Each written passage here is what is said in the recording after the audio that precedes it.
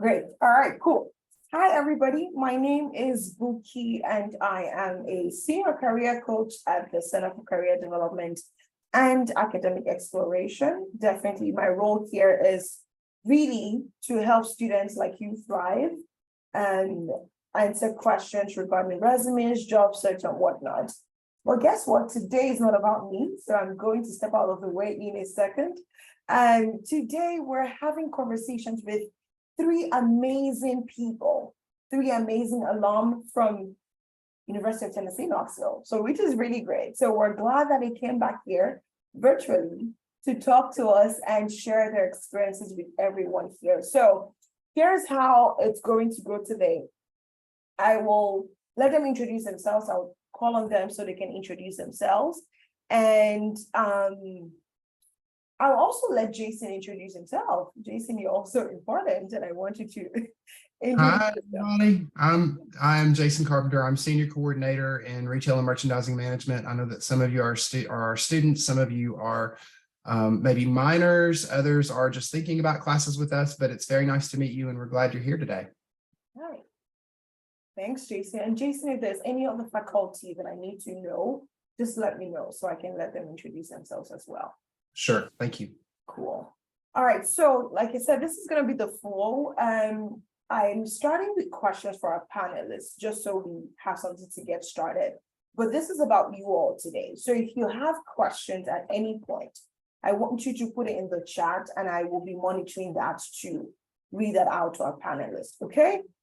So if you have questions as we move along, they're here to answer your questions. So this may be your only chance. I mean, maybe not, but this may be a great chance to ask all of your questions. So I want you to get excited, put the questions in the chat as you have them, and we'll let them answer those questions. But I have some questions to get us started. Then the other thing is we're going to be having door prizes for people, right? So at the end of all of this, we'll randomly select two people that we have prizes for. And these are people that when you registered, you said you don't mind picking up your items at Jesse Harris Building. So stick around till the very end if you want to know if you'll be getting a prize, because we'll do the drawing at the very end. And you can go pick up your prize at Jesse Harris Building. But more information will be communicated. I just wanted to let you know that. Stick around for that. And then also at the end, we'll be having an assessment just to assess how all of this went. So I'll be putting a link to a Google form in the chat towards the very end, just so we can all feel that. So that's some housekeeping information, but I think aside from that, we are ready to get started. If you're ready to start, I want to see a thumbs up. I want to be sure that you're here because I can see more names and faces. So thank you, thumbs up, great, great, great. Thank you all. Amazing. Okay, so let me welcome our panelists. I will pin them just so that we can see those we're talking to. Give me 1 second and then to pin myself as well. Great, perfect, cool. So for our panelists, thank you so much for joining us. As you can tell, we're very excited to have you. And I will just have you just introduce yourself, tell us your name and where you work, and then I'll ask you a follow-up question with that. So your name and just where you work, just straight to the point, and then we'll kick it off with great questions. So if we want to start with Erica, can you get us started? Yeah, hi, thank you for having me. My name is Erica Red. I work for Lensing, but the brand that we have that's consumer facing is Tencel. So if you've ever seen Tencel on a shirt, we're a fiber. So that's the brand that I work for. All right, thank you. And then Luxanne, if you want to introduce yourself, and I would love to hear your name so I pronounce it right. It's Lexane, but that's everyone says Lexane, but it's Lexane. It's totally fine. And I'm an analyst at Tommy Hilfiger under their men's wholesale division. So one of my big accounts is Macy's right now. All right, Erin. Hello, I'm Erin Conley. I work at Pilot Company. I am the senior coordinator on our TGME team, the Truck General Merchandise and Electronics team inside of merchandising. Oh, okay, thank you. So Erin, I'll just continue this question with you since you're still unmuted.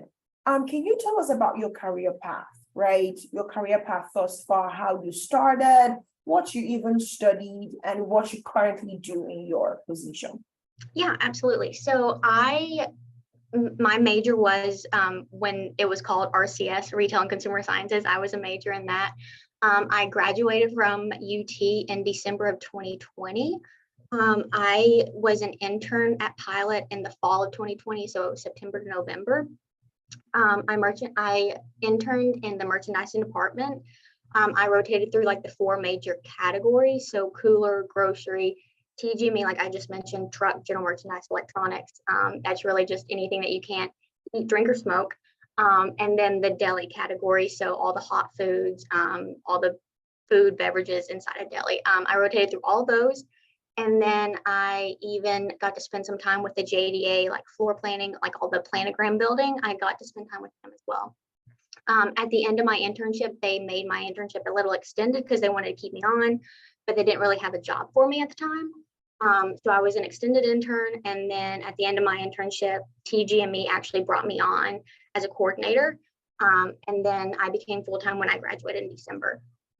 So I was a coordinator at that time. You're probably like, what is that? But basically, like, we have managers on our team and they talk to vendors and they kind of compile all the things like the products, promotions, like everything they want to run in our store. They talk to the vendors on that. And then as the coordinator, they bring me the plan and they're like, hey, this is what I want to execute. This is when I want to execute it. And it's up to you to get it into the store. So then I make all the promotional pages that we send out each month of what we're running, what we're changing, like when it's happening. I get all of our items set up in our system. I set up all of our campaigns that we send out. So twofers or, BOGOs, like all that, I do as well. So just kind of a lot of, it's kind of admin, but at the same time, like I'm making sure that everything that's executed in stores runs as smoothly as possible, because I am also the one that fields all the questions and I have to give the answers if something goes wrong in stores. And if you know anything about Pilot, there is a lot of our locations. There's about 650. And so if something goes wrong, I have to field 650 plus answers and stuff. So it's just kind of, execution of all of the things that we want to lay out in stores.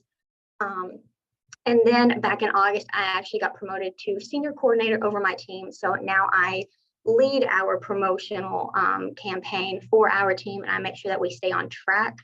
And then I have also started helping out with our app promos. So anything that we want to run in our app, if you have the Pilot app, I recommend getting it. You get 10% off on gas if you have it. So definitely do that. But I help compile all those and then send with the team that actually launches the app. So yeah. Thank you. I hope you all are taking notes already because of course we have started and there's a lot to take away. All right, so the same question will go to you, Lixani, and I will say the question again just so. Can you tell us about your career path thus far and tell us about what you currently do? Okay, so I started my internship, I guess, junior year. I interned at the Furrier for Oscar de la Renta. My family's from New York, so I would stay in the city during the summers and intern there. And then I was also part of RCS. I graduated in 2019, this spring of 2019, which is kind of crazy. It's the same amount of time I've been out of college I was in. But then my senior year going into it, I interned at Zach Posen in their sales office, and I honestly found the internship just by going into their website and applying, and sending the email out. It was quite easy. And then I started post-grad at the executive development program at Neiman Marcus, which is something I found actually through a graduate of the RCS program. And with that, it basically streamlines you into the assistant buying position at Neiman Marcus. So I moved to Dallas right after I graduated, was in EDP, and they place you into an office. So you have to interview throughout your program, and then you become an assistant buyer. And I was placed in the last call office for fine apparel and plus size. And for last call, it was a lot of buying ATS. So it's available to sell merchandise, putting it into the off-price stores. And I mean, within like 4 months, I think, of me being in the office, it was like the same week with COVID when everything got shut down. I think it was literally like that March 13th. That was the same week that they like brought us into a conference room and they're like, we're closing down the last call business, which was very interesting because then basically the next like 6 months of my time in that office was closing down the business and winding it down. And after that, I was put in the designer jewelry office. So my biggest brand was Kendra Scott at that time. So that drove a lot of volume for Neiman's. And then I went to Tommy Hilfiger about 2 years ago. I was looking for something back in New York. I didn't really want to move back to Dallas since I was remote at the time, and I wanted something a little bit less merchandising and more financially based. So right now I'm an analyst for the wholesale team in men's. My biggest account is with Macy's, and it's really just managing our open to buy, forecasting out our sales by month, by week, by day in some cases, and making sure like is accurate, especially with our receipts coming in. And I would say right now stock is a big discussion, making sure that we're at the right inventory levels and we're not overstocked going into seasons. So it's definitely a lot more financially based and a lot less merchandising. I don't have a lot of like touch points with products so much, but I do have to be able to speak to certain classes doing well or not doing well. Like if long sleeve knits aren't doing well, I have to be able to speak to that, but I don't really have much touch points beyond that in merchandising. So is that it? Thank you. Thank you. All right, Erica, back to you. Question again is your career path thus far and what you're currently doing. Awesome, thank you. I'm the oldest on this panel. I don't know how that makes me feel. I graduated from this program in 2015. And I then went and got my master's at North Carolina State University. They have a really great textile school. And then I moved to France and I got my second master's in France. And when I was there, I was specifically studying the luxury industry. From there, I moved back to the States and I started working in the furniture industry. So I was working for Wayfair, like handling the online accounts, doing the sales that they do, the stock behind it, all of that kind of like retail merchandising online.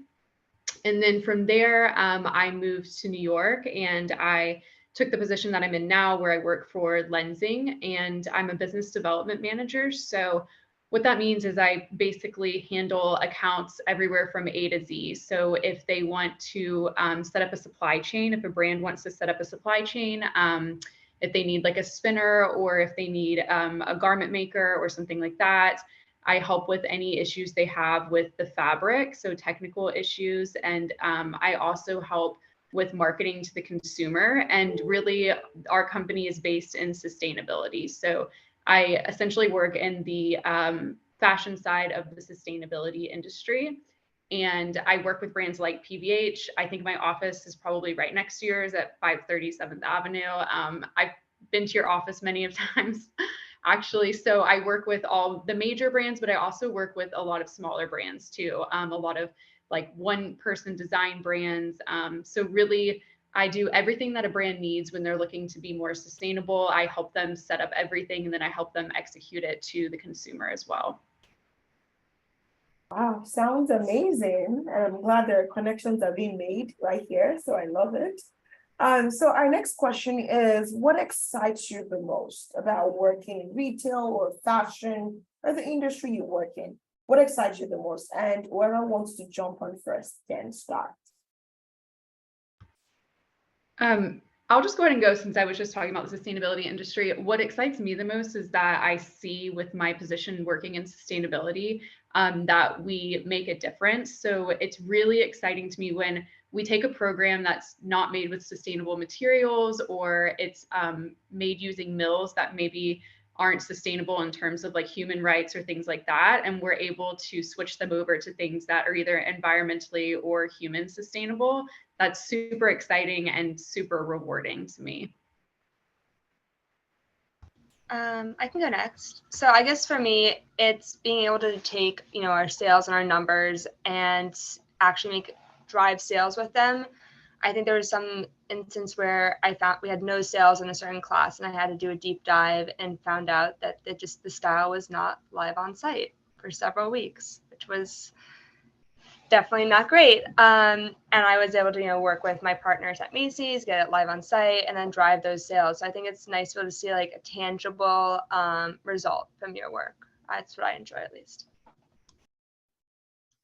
Yeah, I would say I kind of like go off of that as well. I like how fast paced and ever changing it is. Kind of the position that I'm in is that we run promotional cycles every 60 days. So we're changing like a lot of our store over every 60 days. And so that's kind of a way for us to test out new products in our stores. The biggest difference between like cooler and grocery is that with cooler and grocery, the vendors are like giving a bunch of money to our company, and it's like, I'm going to give you X amount and this is how many doors in the cooler I want, or I'm giving you this amount and this is how much like the shelving space I want. Whereas with TG&Me, like we don't have as many vendors doing that, so it's really based on sales and how much money our products are bringing in, and also just how engaged our guests and our customers. And if a product's not doing well, we have to pull it out immediately because that's money that we're losing. So we're really negotiating with our vendors all the time. And sometimes we have to pull business away from our vendors because they're not doing what we need, or a new vendor that we didn't realize like proposes better options. And they actually help us out on the back end by guaranteeing all the product and, saying, in order to get out of this program, we'll pay you this X amount and stuff. And so it's really just, we're constantly changing and seeing how we can improve and just like how we can drive sales even more to make this business even more successful. So. Yeah, thank you. So like I said, for students here, for everybody here, if you have questions, you can start putting them in the chat, right? You can start putting them in the chat, but I still have more questions just to keep us going. So thank you for answering those questions already. Now, let's talk about some of the different types of jobs in your company, right? I want to talk about your company now. What are the different types of jobs available for a retail and fashion major? What are the jobs available and what are the examples of those jobs, like different kinds of jobs and examples? We can start with Erica. Let's go back to Erica.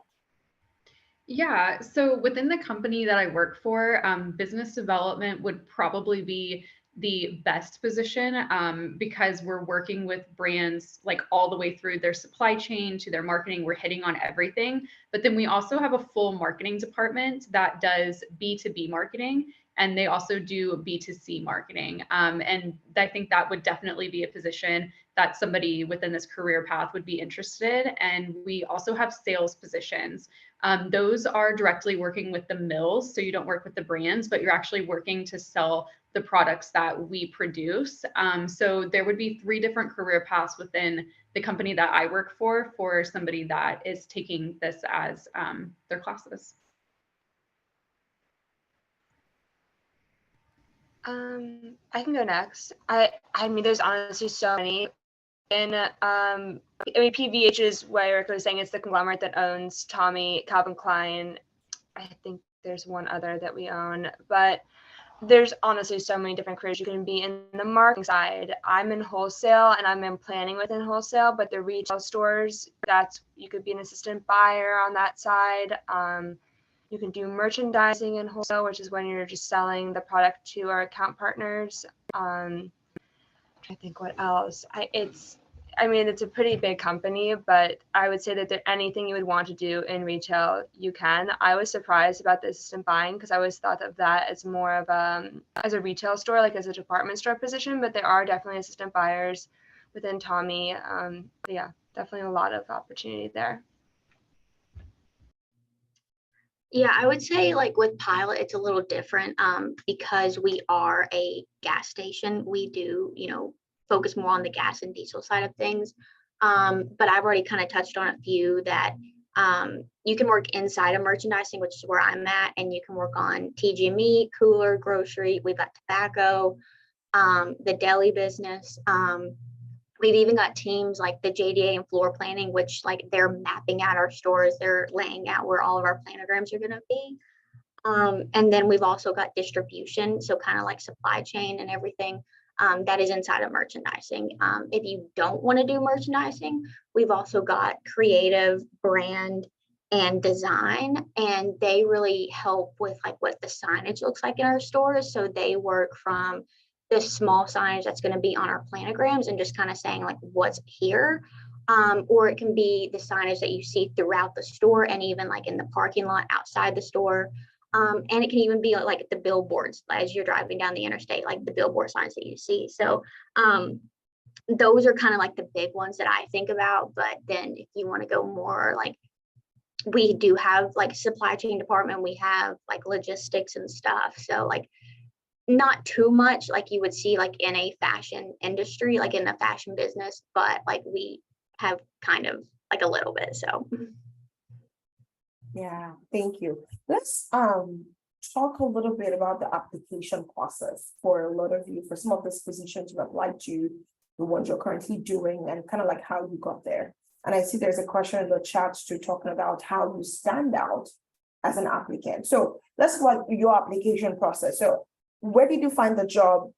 How did you apply? And how did you make yourself stand out? So it's like 3 questions in one. For the application process, for this current job or any other job that you may want to talk about, where did you find the job? So students know, okay, I can look here to find a job. I can talk to this person to find a job. Where? How did you apply? How did you make yourself stand out? And just anything else with the application process. Whoever wants to, let's start with Zen. Yes, Don. Yeah, so to be honest with Tommy, I found it on LinkedIn. I applied and then I connected with the hiring manager because sometimes they'll show you under the listing who the hiring manager is. It was probably one of like 50 other jobs I was applying to at the time though. So I feel like for me, my application for Neiman's, I was like insane about. Like that was the company I wanted to work for. I was like, went for it. I went on LinkedIn, looked at Neiman's, narrowed it down by who went to Tennessee, and then I reached out to every person there to see if I could talk to them. And I honestly, like, that's how I got the job. There was a guy, Alex Gandara, he was a graduate of the program, and he was working at the Neiman's at the time, and he was my reference, and everyone in my EDP had a reference. So I think for that program, some places are very particular. They won't even look at your application without a reference. At least I know at Neiman's that was how they handled it. But I like wrote this crazy cover page for it. Like I was saying how like I like loved the company, I wanted to work for it. Like I like really wanted it. And their application process, I don't know how it is now, but it was very long. I think I applied in December and they didn't tell me until the day of graduation that they were going to fly me out to Dallas for the final round of interviews. So I literally walked across the stage and like went to lunch, and then I got an email saying like, oh, we're flying you to Dallas for the final round. And then I already accepted a job at an in-store development job at the Nordstrom near me, and the same weekend that the interview was in Dallas was the same week that I would be starting the Nordstrom job. And I had to call the person and be like, can I have a few days? And like, no, you can't. If you either come in and do the Nordstrom job or that's it. And I was like, I'm going to have to pass. And I didn't have the Neiman's job at that time, which was definitely very, very risky. But I went to the interview. I don't know if they still do it now, the same way, but they fly you out. You go in for interviews, you have a dinner, you stay overnight, and then you have another round the next day. But they must have told me like 3 weeks later that I got it. But yeah, I didn't really graduate with the job, which was like terrifying. I'm not gonna lie. But yeah, I would say I put the most work into any like application with Neiman's through the EDP. So yeah. Okay. I would say that my experience was a little unique because I never had a formal interview with anything with Pilot. I was kind of, as I was going through school, I was like, this is what I want to do, but I have no idea what company I want to work for, where I want to live, like none of that. It was just like, this is what I'm interested in, and we'll go from there. And there was a career fair at UT. It was at Thompson Bowling, And I was just kind of walking around and just, seeing what all was available. And I walked past the pilot booth and I just kind of told them like what I was interested in. And they were like, yeah, we absolutely have that, like this, like you can do this here at Pilot. And they were like, next week we have a college night event at the headquarters. You should come to that and you should network. And I'm not joking. That was the first time they had done that, and they have not done that since then. So this college night event was just the wildest thing. But I came here because I'm at work right now. I came here and I networked with people and I talked to all the key departments that I was kind of interested in. And they were like, okay, we'll get back with you. And then a girl reached out to me and she was like, it's going to be a few months. And I said, well, I've already got a job offer from Smile Direct. And I've got to let them know by next week. I was like, I don't it's either I deny the Smile Direct and hope for this, or I take Smile Direct and deny this. And it was just a lot of unknowns with that. And so they were like, okay, we'll get back with you. And then 2 days later, they were like, yeah, we want you. So I denied the Smile Direct job and I came here, and my internship was kind of wild because it was supposed to be during the summer and then COVID hit and everything. And so they pushed it back to the fall. So I was doing my internship in my final semester at UT. But I just went into my internship, and from there they extended my internship, and then they brought me on full time. So it's I hear people saying my interview was crazy. I had to do 3 rounds of interviews and everything, but I was I never did an interview because I just networked and it just kept going from there. But if you are interested in an internship here, you can go on to pilotflyinj.com and search Knoxville, the support center. That's what the headquarters is called, is the support center. And I'm sure that they have them listed. I know right now we are actively looking for interns. I don't know where we're at with that process. I do help out with the internship when our interns are hired. But I if you're interested in this, I would just go into pilotflyinj.com and apply. You can also reach out to me and I can put your name in the hat or something. But yeah, my experience was definitely different than others. So, but you will have interviews and everything. So for me, I did my internship at Lensing actually when I was in college, and I found that internship solely through networking. And then after my internship was done, I stayed in touch with all of the people that I worked with at Lensing. So if I saw a huge collection come out with Target with Tensile fiber, I would message it to who my boss was at that time when I had done the internship. So for 3 or 4 years, I kept in touch with them. And anytime I was in New York, even if it was vacation, I made it a point to stop at the office, bring them coffee, schedule something to come in, just talk to everybody, see how they're doing. So when they had a job open up, they actually reached out to me and offered me the position just because I had stayed in contact and networked with them. So I think that's super important, is really just to stay in contact with any people, even if it's with the company that you don't want to be with or a job that you might not be interested in. People always move companies too, and there's always going to be new positions open. So you never know what position that person's going to be in the future. And then I saw Lillian said, would you say it's more competitive to get into the sustainability side of fashion? I think absolutely not. Sustainability is a growing industry, extremely fast growing. And there's always positions open in sustainability. I'm constantly getting emails do you know anybody who would be interested in this job or interested in that job?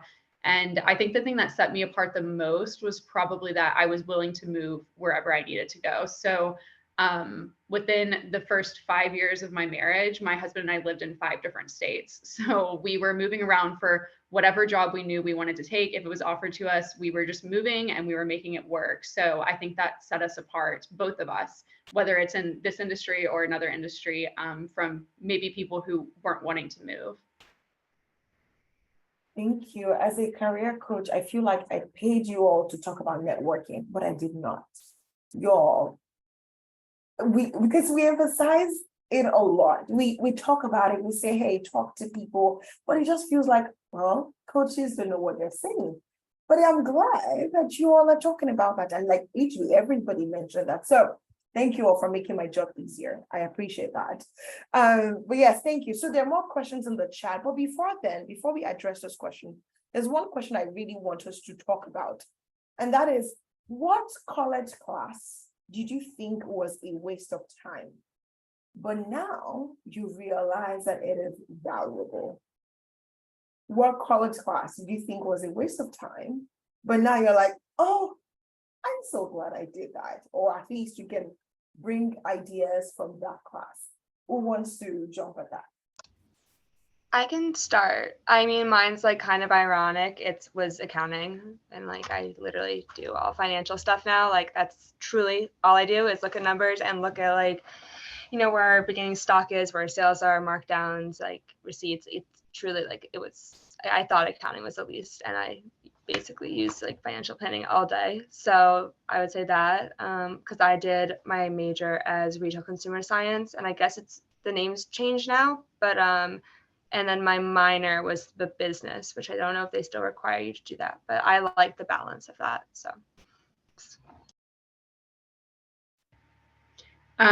For me, it was public speaking. I was so mad that I had to take public speaking. I really did not like public speaking at all.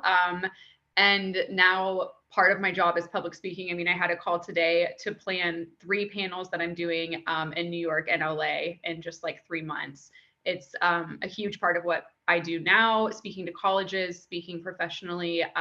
So at the time, I was like super upset that I had to take it. And I thought that I was just so nervous the whole time. And now I'm so happy that I got that experience and I took the class. Yeah, I kind of want to change mine now to that because I think I literally like pretended I didn't take that because I hated the class so much. That was like the one class I didn't do well in because I like got so much anxiety from it. So I think I'm changing my answer to that. Yeah, I would agree. Like I had 2. Public speaking was one, and then my Excel course. With public speaking, like again, I get anxious when I speak in front of people. But like that's part of my job. Like I had an 8 a.m. meeting today to go over our budget with like our VP, and it's just like that's just part of my job now. And I thought it was a waste of time. And I was like, I'm never going to use it. I'm not going to use it for what I want to do. And I am using it for what I want to do. And like, I even lead meetings by like going over our promotional calendars and all of that. And then with Excel, I just thought it was like a waste. I was like, you know, why am I going to need this?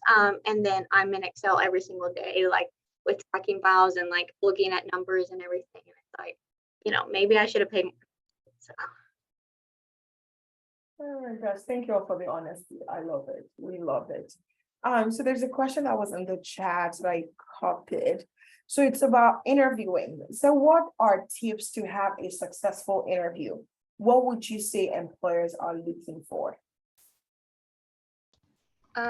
What I do is I'll go through the job description and like look truly what they want, and then I will kind of see what I do in my current job or what I can speak to that's similar to the tasks, and I have examples for it.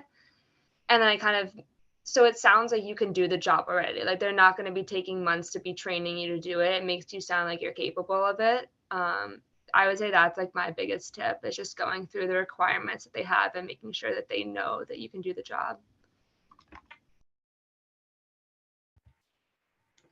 Something that I did when I interviewed, which sounds silly, but I did this even like 3 years ago when I interviewed for this role too, is I printed off like the most 200 common interview questions. And I went through every single question and I wrote an answer for every interview question. And then I practiced them with somebody in person. And it just really helped me realize like what my strengths and my weaknesses were. And I had an answer. There was not a single interview question that I got asked that I didn't have an answer to.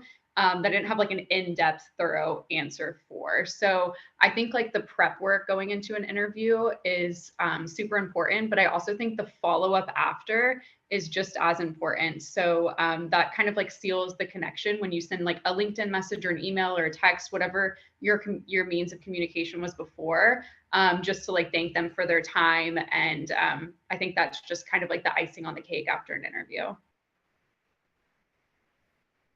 Yeah, I would say I agree with Erica on that. I know like I got something in RCS. It was about like all the interviews and like how to prep for your interviews and common interview questions.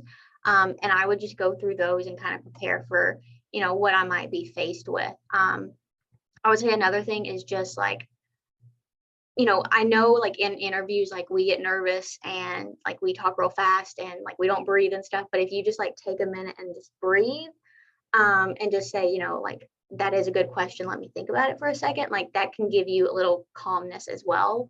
Um, I would say like with the internship, like I feel like the internship was a huge interview in and of itself. And so like even in that, I never stopped connecting with people and I never stopped like just getting comfortable with the internship. I was constantly like reaching out to other people. And with the team that I was with at that time, I was like, you know, who can I get in contact with for a job and stuff. And like at the end of my internship, I even like sent an email out to every person that I had talked to.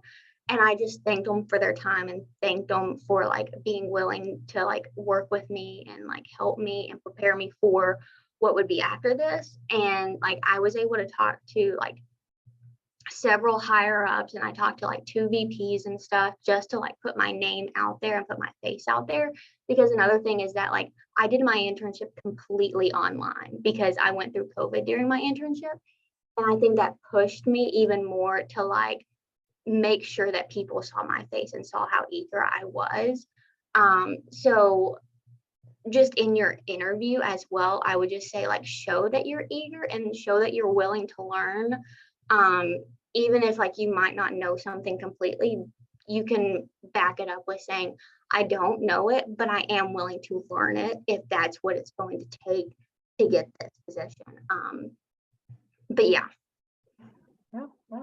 Thank you. I really making my job easy. So I love it. I love it so much. Thank you. So Lexani, this question is for you.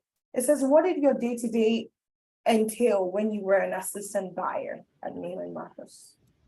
So I guess I'll speak to the designer jewelry office because last call is just like a weird, like off-price retail is really weird. It was a lot. I would say half of the job was very analytical. So on Monday mornings, you're up. I was pulling reports on Sunday, basically. Like you pull out your reports on Monday, you give it to your buyers. You can have to speak to it on meetings.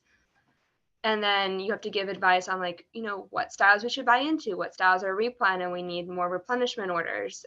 I would say that half the job was very analytical and the other half was very like process driven, in the sense of setting up purchase orders. Like it's truly was just copying and pasting the name of the style and the image into a Excel doc that had a macro in it. So if you submitted it, it would go into our internal systems to process.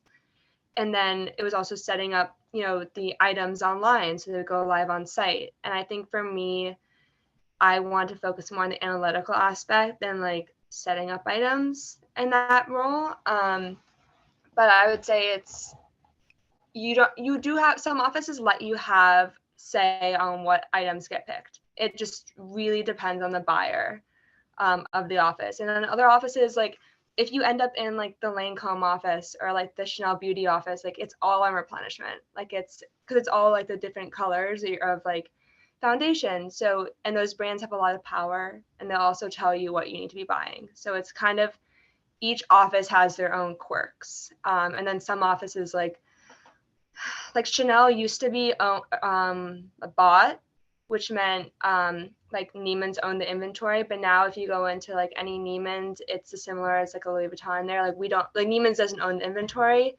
They're called shop and shops.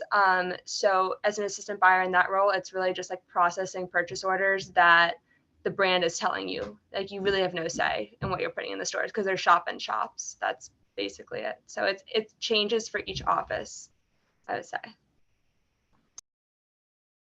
Alrighty, so I would ask this question to Erica and Luxani as well. So what did you look for when you were searching for an internship? Particularly, what did you look for? Erica, you can start.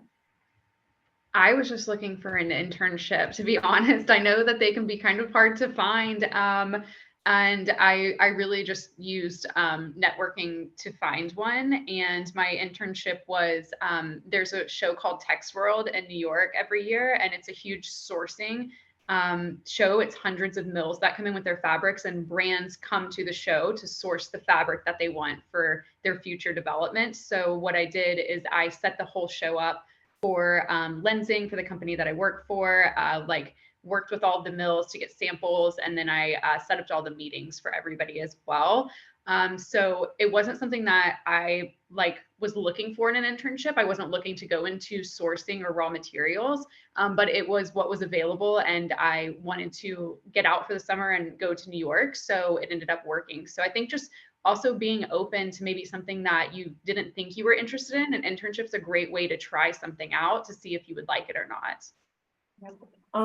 Just Erica, still on that question, since you're already answering that, someone said they tried Googling the lensing internship, but they couldn't find anything. Do you know where they can find the application for that? Yeah, so we don't do online applications, but if you want to connect with me, please connect with me on LinkedIn, Erica Red with Lensing, and send me a message, and I can definitely get your resume and I can send it over to our hiring manager whenever we have something open. We have one intern right now, and I know she's here through the spring, but we can definitely talk about maybe bringing another intern on. So if anybody's interested, please reach out to me. I'm happy to talk to you. Thank you. The power of networking again.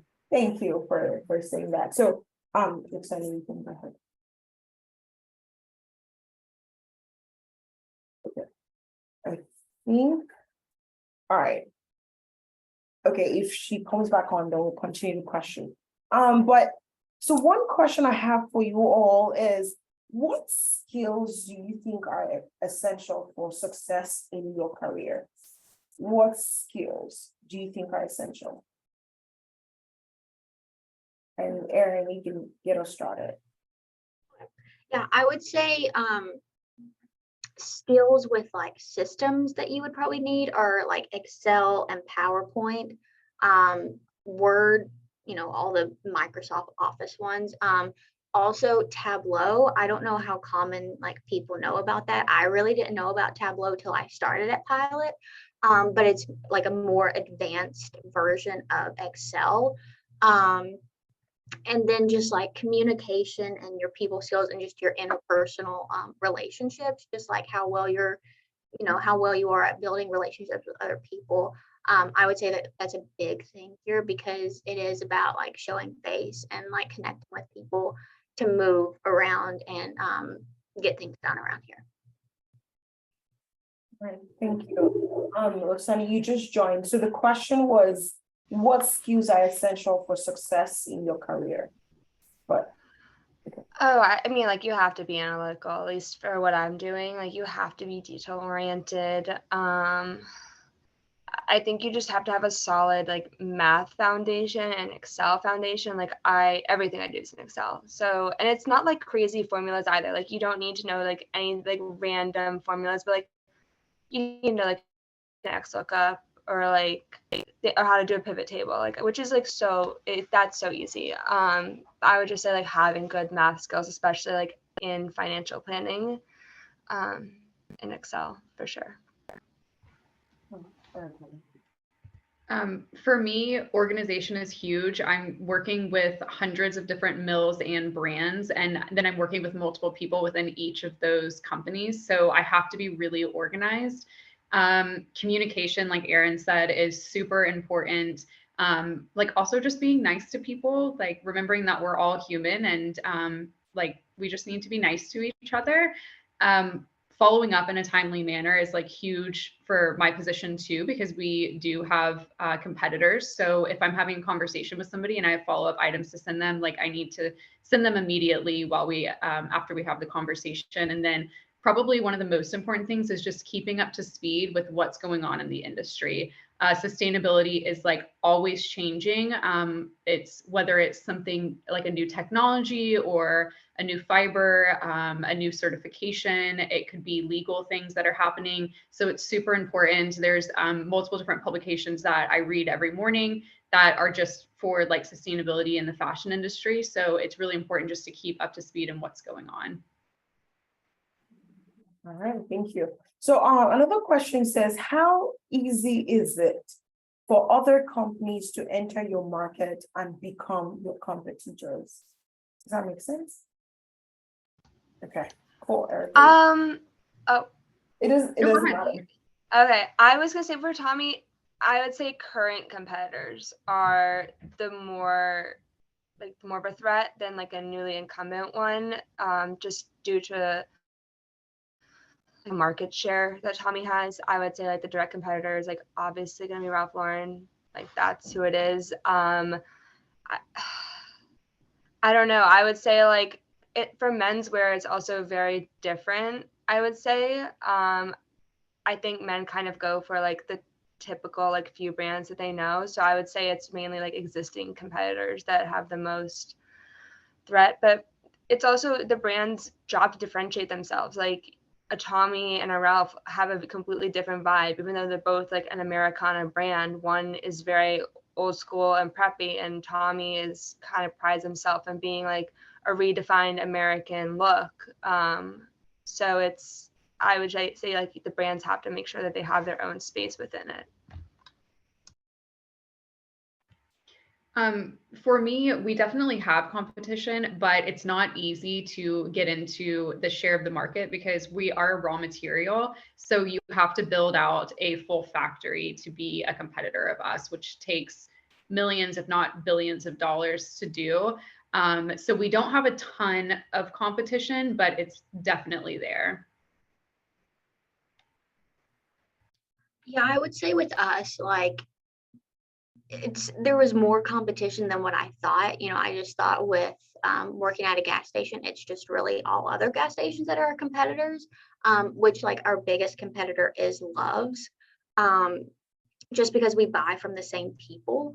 But I would also say that like Target, Lowe's, Home Depot, like other retailers, they're also competitors as well, because inside of TGME, we sell like truck supplies, we sell chemicals, we sell like headsets for our drivers, we sell Bluetooth headsets, like earbuds, so like all the audio. So like Best Buy would be a competitor.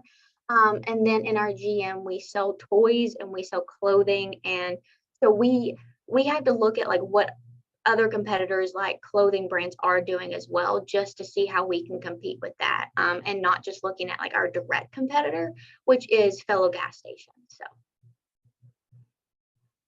That makes sense. That makes sense. So someone says, what should we look out for before accepting a job offer? And is it okay to negotiate? What should we look out for before we accept a job offer? And is it okay to negotiate? I'm very interested in this question too.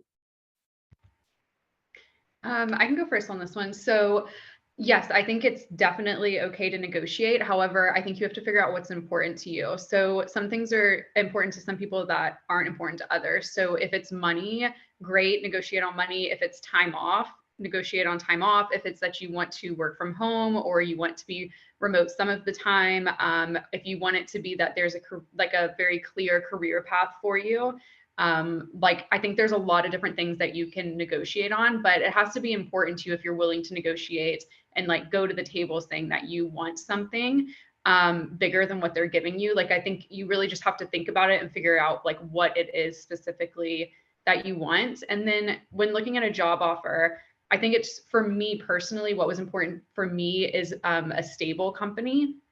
Like it didn't have to be the coolest brand or anything like that, but I wanted to be at a company that I felt was really stable, that gave me really great benefits, and also had a clear career path for me.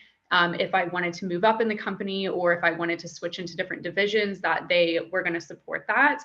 And for example, like this is within my day to day. I probably took like 6 hours out of my working day today to do things with schools. And my boss was texting me like, good luck. I'm super happy for you that you're doing this. Like, you know, they're just super supportive. So for me, looking at a job offer, that's what was important. And obviously the people you work with in management and just how everybody acts around you is going to affect your day to day. I think I would like totally agree with what Erica said. I would say like thing that I looked at as well was how stable the company was. And through my internship, I really saw that come to light because we never shut down during COVID because we are labeled as an essential business. And that was a way also for us to work from home. You really like Pilot, they really harp on being an in-person company. But for our stores to stay open, the corporate office had to stay open as well. And so everybody moved to work from home during that time. So that really showed a lot to me with the fact that they never stopped their internship. I know like when COVID hit, like when I was like in the spring for us, I watched a bunch of fellow students like lose their internships because the company was like, we have to shut down. We can't take interns anymore. And through COVID, Pilot was like, do not freak out. It's going to be okay. We're going to keep this internship going, whether it's in person or like at home, you will have your internship. So just like, don't jump ship from us. So I really saw that stability with Pilot. And, people say all the time when you walk in, like it's very welcoming. And so like that was nice too, is that everybody is very encouraging and welcoming and they're not going to let you drown here. They really tell you to ask questions and reach out because like everybody is here to help you. So that's what I really like as well. I think I forgot the second part of that question. Is it okay to negotiate? Yeah, so I would say with the company that I work for, the industry that it is a very male dominated industry. And I think just as a woman, it's hard because we don't think that we can negotiate, but we can because men are negotiating all the time. They're negotiating, pay, PTO, all the things they're negotiating, like when we can go out to lunch and stuff, so it's like, I see the men doing it and it's like, as a woman, like, can I do that? And I absolutely can. I have negotiated pay and like other things. And like the second I like ask the question, I immediately want to go throw up because I'm just like, should I be doing this? But like absolutely negotiate because like, we have to live up to like what the men are doing as well. So I guess for negotiation, I would also say like absolutely negotiate. I think the one thing in New York now is they have salary ranges on everything. So I've never been in the position where I've tried to negotiate outside of the range. I kind of just like knew what the range was, applied to jobs that were within the range and like asked for the top of the range. But I don't know like how it would go right now if you were to ask like to go over it. I would definitely say negotiate, like what everyone was saying, like other people are doing it. Like I knew people at Neiman's, like I did not think that I could negotiate my EDP like position at all. And the girl next to me was like, oh yeah, I negotiated and I got like X amount more. And we're all like, we didn't even know we could do that. So I would definitely say like that was something that I was like, had no clue on that before. And then what was the first part of the question? Sorry. I love it. What do you look out for when you're looking at a job offer? What do you consider? Oh, stability for sure. I mean, I was at Neiman's when my division literally got put out of business, and then I went through bankruptcy at Neiman's, and it was not, I mean, it's a great company, but your first job, 6 months out of college, like you don't think your division's going to be closed down, and you don't think your company is going to go through bankruptcy, and you don't think there's going to be a pandemic. Like it was not a good like 6 months for anyone. So I would say I was looking for stability. I was hesitant to go from a retailer to a brand because I think sometimes with a brand you don't have as much like levers to pull in terms of like working with retailers and you don't have as much say so, especially when you're dealing with quite large retailers. I know some brands, like when I worked at Zac Posen, there wasn't a lot of room for growth. It's a small sales office. You have the sales assistant and then you have the director of sales, and that was it. And you're not getting promoted until someone leaves. So I wanted a company that there was a lot of movement in the company. There's a lot of different positions, and it was run like, like a real business. When I interviewed, my VP said, this is a retail company that's ran like a bank, and it's a publicly traded company, and you can really feel it when you're there. And that's what I love so much about it. Thank you. We're going to do a quick audience check-in. If you're still with us, Please give me a thumbs up just to know that people are still here. Great. Okay, perfect. Okay. Thank you all. I was just wondering if we were talking to ourselves, which is great, but it would have been great to have more. Okay, cool. Perfect. Okay, let's keep going. Are you, my panelists, are you still enjoying this? Great. Okay, thanks. Now, I have a question for you. So what would you say to a student that is considering to major in retail and consumer, well, now it's for retail and merchandising management. What would you say to a student that's considering majoring in that, but they haven't made a decision because they're like, I don't know, this is not the popular business major or whatnot. So what would you say to a student considering this major, the major you all had? I would say if it's something you're interested in, you should definitely like seriously consider it, because I majored in that and I did a minor in business. And I'm so happy with where I'm at in my career. I didn't think at the age that I'm at that I would be at such a stable position, and be so happy with the work that I'm doing. And I think there's a ton of different opportunity within majoring in this. Like I said, I work in a raw material, which is something that I didn't think I was even going to go into. And even just within the sustainability industry, there's so many different positions that you could take, whether it's working for like a raw material, it could be working for a mill, an organization, a certification, like so many different opportunities that are all really cool. And also, like everybody in the industry that I work with is super nice, which makes it even better and much more enjoyable. So like not only do I love my job, but I also love all the people that I work with. So I think you should really consider it if you're thinking about it. Yeah, I mean, I would agree. I think the fact that you have the business minor was what really attracted me to it. I transferred into UT because of the retail program, and I was looking for certain parameters, and there's a retail program with a business minor, which I knew I wanted a business minor for it, just based on what I want to do, because I kind of went into the school knowing I wanted to be an assistant buyer. And I think that, you know, the program does a really good job of preparing you for all the different routes. Like you can be in a marketing side of it, you can be in design and development side of it, you can do the more financial end of it. And, you know, when I walked into my job the first day, I felt like I had a good idea of what was going on and I knew the terms that were being used.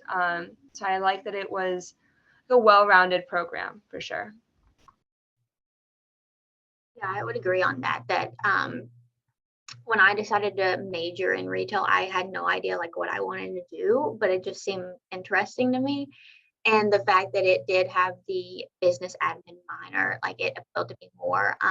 I think the thing that I really appreciated was that we touched on kind of like all the business majors. Like we looked at supply chain, we looked at accounting, finance, like we learned all about that. But like we also had a different viewpoint on it as well, where with retail, we looked at, the buying behaviors of consumers and what are they looking for. And, like how do we, how do we be sustainable in this industry and just, the fast pace and the ever changing aspect of it. Like I really enjoyed that. But yeah, I I liked how like, it came, I sorry, I saw like a lot of people wanting to be buyers in New York, and like it did kind of discourage me because I was like, I don't think I want to move to New York and I don't think I want to be a buyer. But through the major, I was able to see like there's other jobs out there, and I can go work for a gas station and work in merchandising and do the things that I want to do, but also not like being, in New York and, having all the chaos and everything. So like there is tons of jobs and tons of different ways and paths that you can go in this major. And that's what really appealed to me about it. All right, thank you. Thank you. So speaking of college still, what do you know now that you wish you knew during your time in college? So this doesn't have to be with the major, it would just be generally with life as a professional. What do you know now that you wish you knew during your time in college?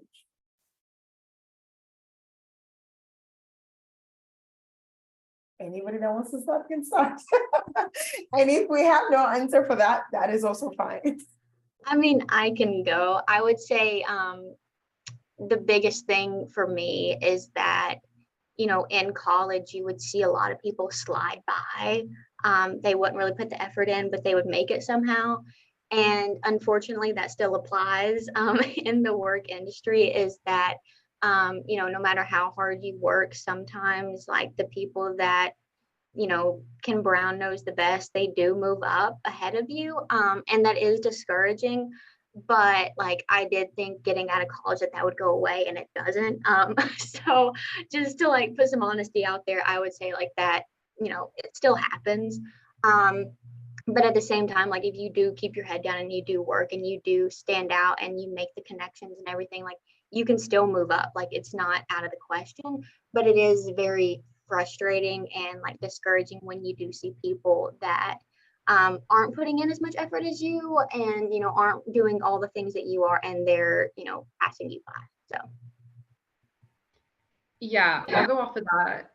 Mine is that like I wish I just knew that like everything was going to work out, because I remember that stress of like trying to get an internship or trying to get your first job, and like it is really stressful, and you've worked 4 years to then be able to do that. So I remember that feeling, and I remember how uncomfortable I was then. But now just knowing like if you just put your head down and do the work and network and try to meet people and take risks too, like take risks that maybe you're uncomfortable with, not like substantially uncomfortable, but things that are going to help you grow that maybe you haven't done before. Like everything's going to be okay and it's going to work out. So I just wish that I could go back. If I could go back and tell myself something, that's probably what I would say. I would say the same as Erica. I think when I was applying to jobs, I started with like fall of senior year, and like there's there's like post grad programs you can apply into, like Neiman's has it, Saks has it, like the EDP, and those you have to apply early. And I was applying to a bunch of like jobs that were just posted, like a sales assistant, and I didn't know at the time that like those are obviously not hired out several months in advance. Those are posted and they want someone filled within the next few weeks, basically. So for me, like I would be like in my spring semester about to graduate, and I was like, oh my God, like I've applied to all these places. I keep getting rejected. Like I don't understand like what I'm doing wrong. Like it just felt like a lot of rejection. And I realize now, like working, and I see like people reach out to me and they're like, oh, like can you refer me for this job? I'm like, well, yes, but like when are you going to graduate? Because if it's in 3 months, like it's not, I can do it in 3 months for a different job. But I think being like an undergrad and being a senior, I didn't understand, I guess I didn't grasp that like it was just how like the hiring structure was, and I think I let that like really get to me, which I wish I hadn't. So Oh my gosh, thank you all for that honest opinion. I just want to replay that whenever a student comes into my door. I'm like, okay, don't say a word, listen to this. Really, because I know that I see students a lot, and I do get it. Like, it's like, I want to have something. My friends have something lined up after college. It's like everybody should have something, and I get it. But it's also knowing that it's also okay, right? Because again, understanding the industry, the hiring process will be different, the structure, the turnaround will be different, and that is fine. So thank you. I'm so glad that you all mentioned that. Thank you, thank you, thank you. Great. So let's move on. Let's project into the future a little bit. And before I ask this question, if you have questions, please still put them in the chat. We're still taking questions. If you have questions, put them in the chat. So projecting into the future, what do you see? What future do you see for the job market in retail and in fashion? And what trends do you see developing over the next few years? I would say, like for me, I mean, with Erica's job, like being like sustainability initiatives. I mean, there are whole departments now, like with PVH, it's a huge initiative, and it's also, finding out how to be sustainable and what the costs are to it, and not, passing on too much of a cost to the consumer. So I think that that's going to be a huge part of it. And I think that, there needs to be a place for companies in the retail. I think there's a lot of, like newer like brands out there that may necessarily have a place. And I think that eventually we'll see a shift in that, and there really needs to be a demand for it right now. But yeah. Yeah, I'd say, I mean, statistically, like over the past 20 to 30 years, we've only increased every year in the amount of things that we're making, whether it's fiber or clothes or just anything. So this isn't an industry that's just going to go away. It's only growing.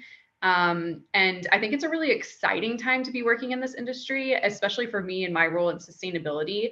We have so many new certifications and technologies and things that are coming out that are just really, really interesting, and they're changing the game of the sustainability industry. So for me, it's a really exciting time. I see the job market only getting bigger. Yeah, I would say like I agree with you all as well, is that the sustainability and then just like energy efficient. One thing we're seeing a lot like that's growing over the past few years is just like electric vehicles are becoming more and more of a thing. And we are seeing the push to go that way. That doesn't seem ideal for a gas diesel company.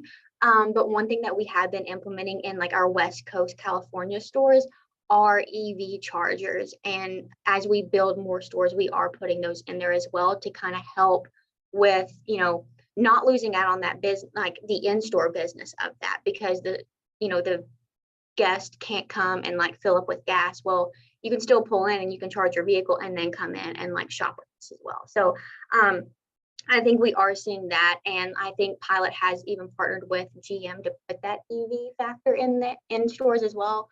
So, but I think like we're just going to see that grow from here on out, and if we want to stay afloat and still have business, like we're going to have to adapt to that as well. Yeah. Thank you all for that. So I took you to the future. I want to bring you back to the present just for a little bit. And this is a very fun, somewhat unrelated, but it's related question. So thinking about your current job and what you currently do, your daily activity, your daily routine, and all of that, what is one thing that made you smile recently with your current, if you have to think about that, think about it, but like with your daily routine, your daily work, what is one thing that made you just smile recently? For me, going back to like what I mentioned earlier, is getting a text from my boss today, just saying like, good luck today, doing something that like makes you happy. Like that's a professional development goal for yourself, but in no way is going to like help in sales for our company. That just made me really happy that I have such a supportive coworker and boss, and somebody who really understands that like I also have professional development goals within my own career that maybe don't equate to dollars. So it's like the work-life balance of having a job that allows you to do things that also just make you personally happy. I would say I would agree with Erica. The relationships with people make me happy and stuff. The people that I've met and just the support system that's around me, not just like on my team, but also in my office as well. Just the encouragement and the relationships and everything, because this job can be hard and it can be discouraging. And, there's late nights, with retail in general, especially with a business that's open 24/7. We're practically on call all the time.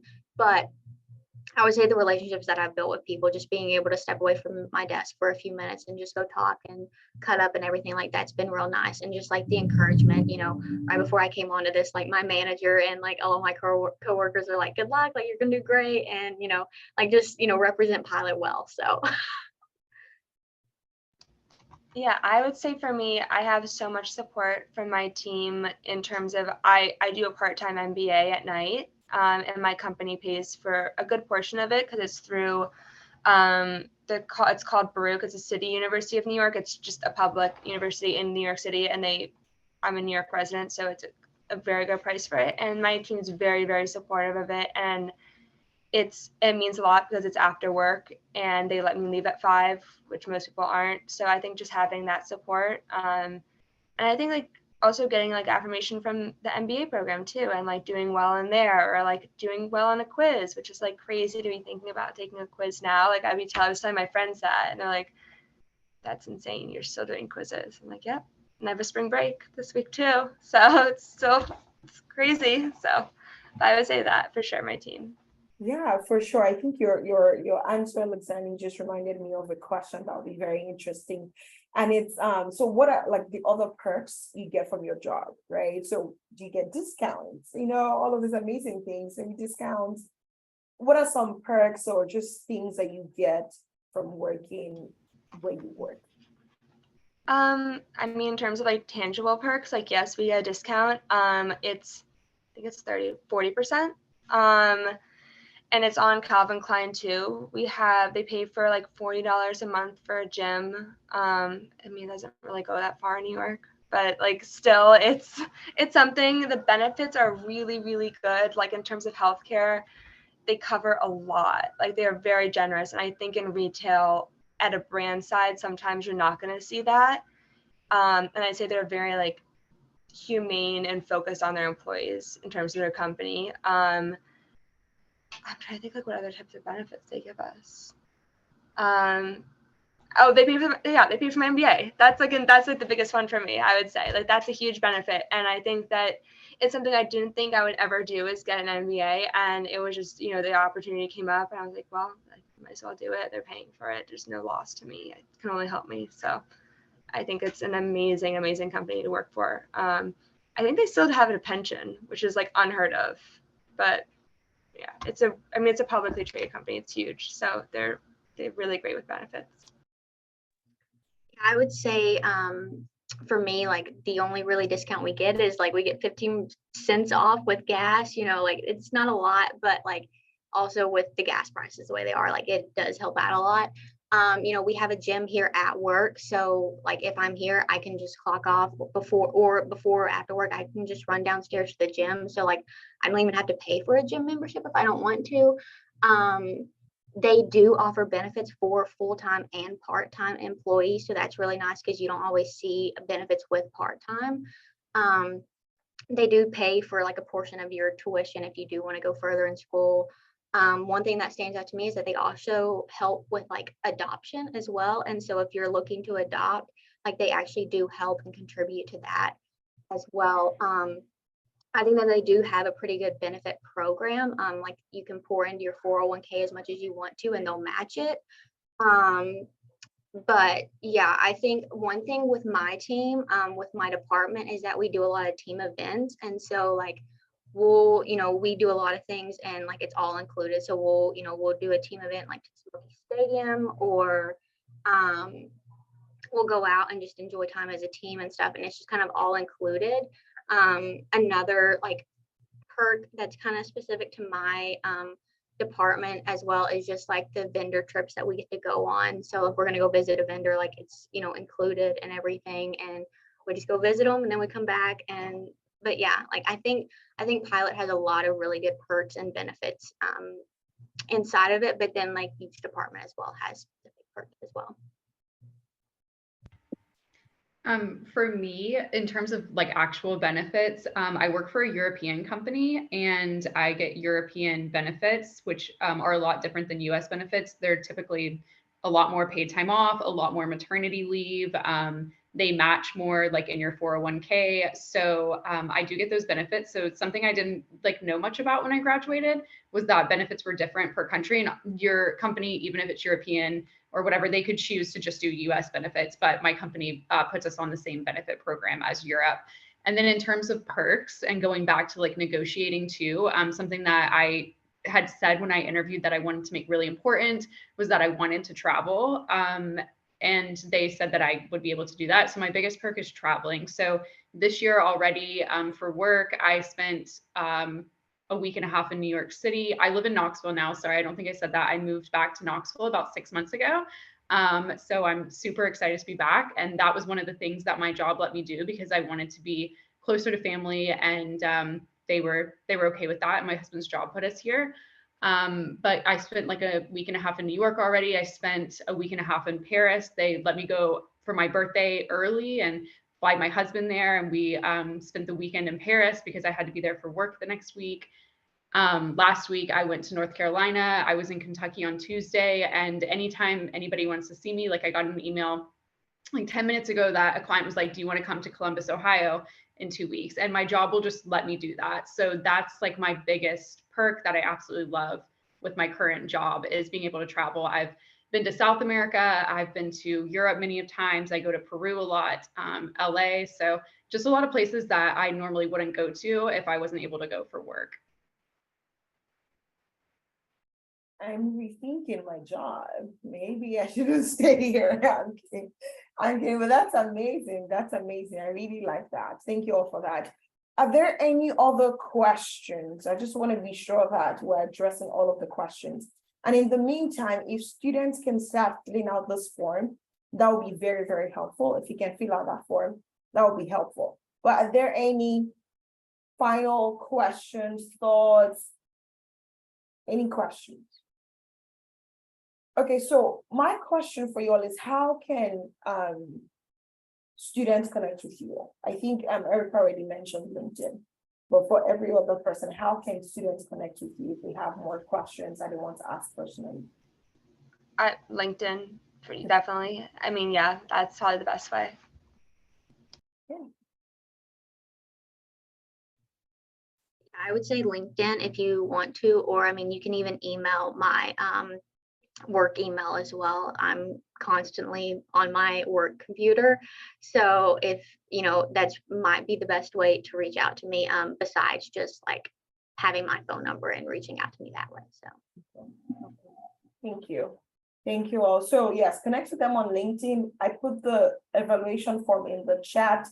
Please start filling that out. And I'm just going to ask them for final tips, final advice, anything else that you have for maybe someone considering this career path, or yeah, for students that are here, what final tips or advice do you have for them? Meanwhile, students, if you want to keep filling out that form, please go ahead and do that.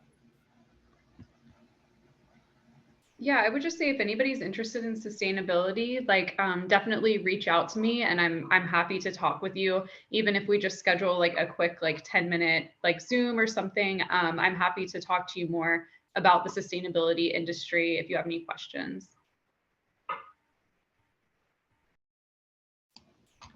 I would just say that there are so many options within the industry. There's so many different jobs you can do. And I would just look into that. I think if there's anything you're interested, there is something you can do in there. I think that this program at UT was honestly like, I came to the school for it. I got my job because of it. Like, I would just say like network and really use LinkedIn. Like I've gotten my last 2 jobs through LinkedIn. So, and look at who goes to like the school feature when you can search through the companies. That's the best one because it's alumni. They want to help you. So I would say definitely use LinkedIn. yeah, I would just say like to just no matter what route you choose or anything, just to constantly push yourself with it. And I would say just constantly make sure you're always learning and making yourself uncomfortable. The thing that I have seen is that when people get comfortable with whatever they're doing, they stop learning and then they kind of get steadfast and then other people pass them up. So if you're, no matter where you're at, what job title you have or anything, constantly make sure you're learning and pushing yourself to be uncomfortable so that then, you know, someone might see, oh, wow, like she's doing that. And like, that's not kind of in her job description. Let's see what else she can do. And, you know, that can just open up more doors and everything. I would say like with my job, like everything is a one-off situation. There's not really just like a blanket answer for things. It's really because each thing is different. So I would just say like you never really stop learning with this because there's a different solution for each problem. But you know, allowing yourself to push yourself and be motivated to learn, like it goes a very long way. Thank you all. Thank you so much. Thank you so much. I have one final question for you all. And I also just want, because we have 3 people, but I need 2 volunteers for this last thing I want to do. So I want 2 people to pick a random number so I can give out the final giveaway prize for the student. But we have 3 people, so it's like I have to just choose 2 volunteers. But that's the last thing we'll do. But before then, what do you miss about UT? What do you miss about UTK? Football. Like I really missed football, and I like basically live on campus now. So whenever they score, I can hear them singing Rocky Top. And it just brings back like so many memories. So I think as we're like talking about careers and everything, it can feel a little stressful. But like really enjoy your time in college because you can't get these years back. And like coming back here just reminds me about like how much fun I had and how much I loved going to UT. Yeah, I would say the same thing. Like I live in New York now, and there's like nothing like the culture for like on Saturday, like the football. I really miss it. Like going to the like tailgating, I miss that.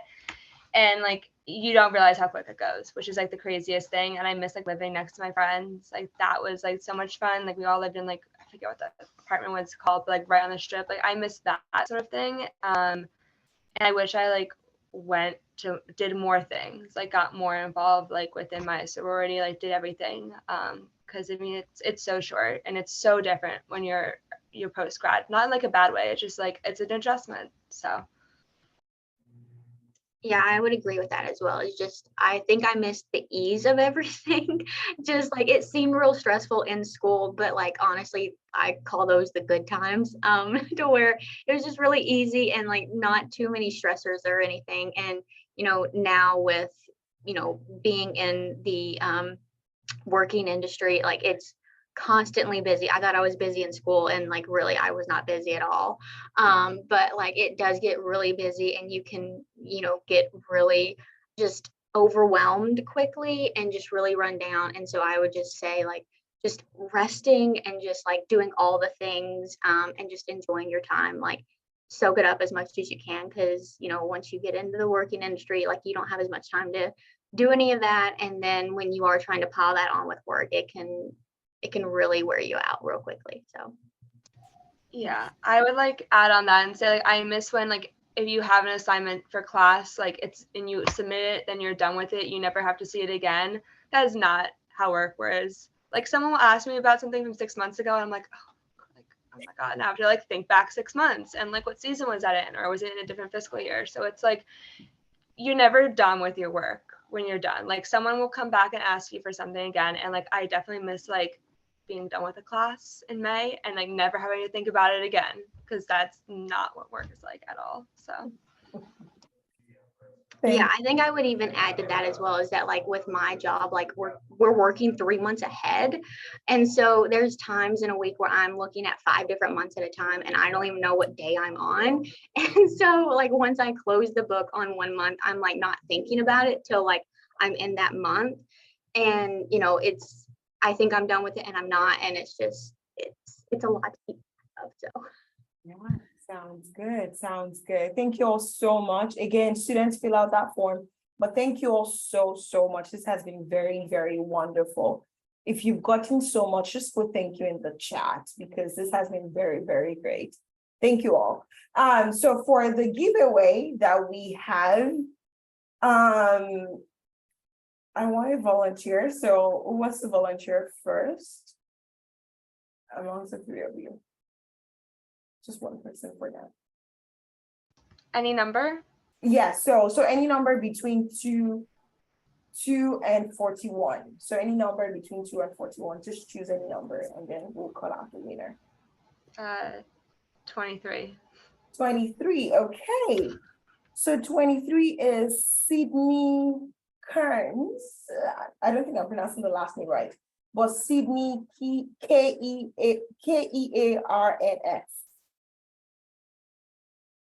Is Sydney here? Okay, if Sydney's not here, it goes to someone else. So I will let the next person pick then. I'm sure. Is it- It looks like she's here. Or Sydney.